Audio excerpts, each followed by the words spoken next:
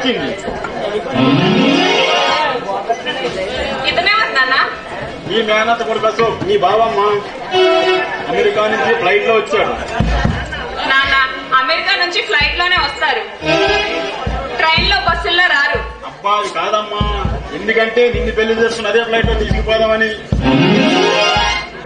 నాన్న నీకు అర్జెంట్ గా ఒక విషయం చెప్పాలి. చెప్తే కానీ బావని తీసుకెళ్ళి రూమ్ చూపించరా.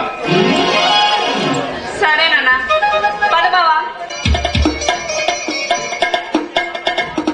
ఏదో చెప్పాలన్నావు కదా, ఇప్పుడు చెప్పు.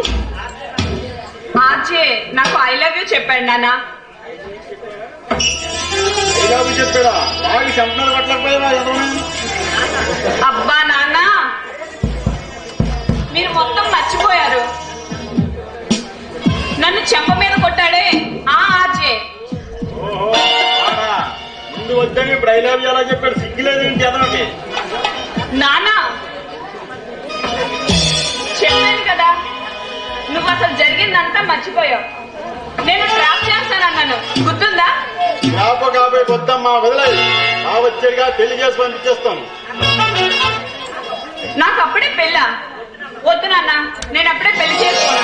నువ్వు ఎప్పుడో చేసుకుంటానంటే అప్పటి వరకు వాడు ఉండొద్దు. ఉంటే ఉంటాడు, పోతే పోతాడు, నాకెందుకు? సర్లే, బాగా కన్నం పెట్టి నేను అలా బయటికి వెళ్ళి వస్తాను.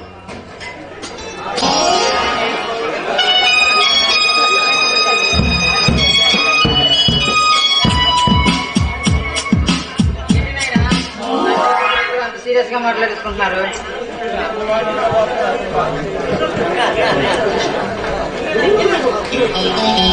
ఏమీ లేదు బావా, మా నాన్నకి నాకు మా నాన్న అంతేగా, అందుకే ఏదో మాట్లాడుకుంటున్నాం. మూడోవాడిని నేను వచ్చాను కదా, నీకు బోర్ కొట్టదులే. బోరే ఉంది, చిన్నప్పటి నుంచి అలవాటు అయిపోయింది. ఇంకేంటి బావ విశేషాలు? అత్తయ్య మామయ్య బాగున్నారా? వాళ్ళకేంటి బానే ఉన్నారు, కానీ వాళ్ళు నాకు విషయం చెప్పారు. ఏంటది? ఇండియాలో మామయ్య కూతురు చాలా అందంగా ఉంటుందని, కానీ ఇక్కడికి వచ్చి చూస్తే వచ్చి చూస్తే అందంగా కాదు, చాలా అందంగా ఉంటుందని తెలిసింది.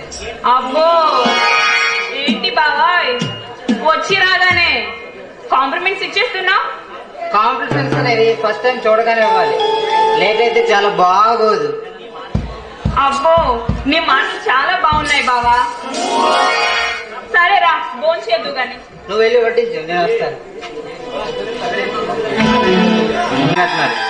ఎన్ని జన్మలైనా నేను నిన్ను వదలను.